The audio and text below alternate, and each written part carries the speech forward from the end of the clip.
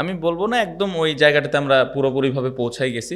But একটা জিনিস দেখেন, আপনার হাতে যখন কোয়ালিটি বোলিং অ্যাটাক থাকবে, ওই টাফ টাইমটা আমরাও এখন দিতে পারি বা দিতে পারছি আস্তে আস্তে। সো ওই জায়গাটা থেকে এই ব্যাটেলগুলো যখন হয়, তখন আমি বলবো যে একটু আমরা আগাই থাকি, কারণ আমাদের হাতে ওই ধরনের অস্ত্র আছে। আমরা বোলিং বা ফিল্ড প্লেসমেন্ট করে ওই অ্যাটাকটা ওদেরকে করতে পারি। পাশাপাশি যে বিষয়টা আপনি মেনশন করলেন, টেস্ট ক্রিকেটে এই জিনিসগুলো হয়, এটাই আসলে সৌন্দর্য।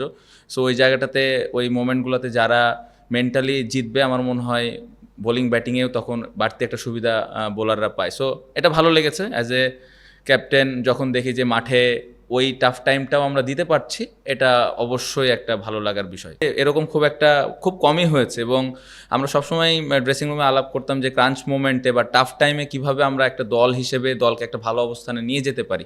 এই টেস্টে আমি বলবো যে টসে হারার পর এরকম কঠিন সময়ে ব্যাটসম্যানরা ভালো রান দিয়েছে বোর্ডে, দুই টেস্ট ম্যাচেই। কারণ ব্যাটিং ফার্স্ট অনেক চ্যালেঞ্জ ছিল, আর তাদের ভালো পেস বোলারও ছিল। সো আমি বলবো যে এটা হিউজ ইমপ্রুভমেন্ট। পাশাপাশি ফার্স্ট টেস্টের ডিক্লিয়ারেশনটা একটা অনেক বড় ব্যাপার ছিল, এবং নতুন একটা জিনিস ছিল বাংলাদেশের ক্রিকেটে। সো এই দুইটা জিনিস আমি বলবো যে ভবিষ্যতে আমাদেরকে আরও কনফিডেন্স দিবে, এবং ওই বিশ্বাসটা জোগাতে সাহায্য করবে যে না, যে কোনো সিচুয়েশনে যে কোনো কন্ডিশন থেকে আমরা দলকে ভালো অবস্থানে নিয়ে যেতে পারি।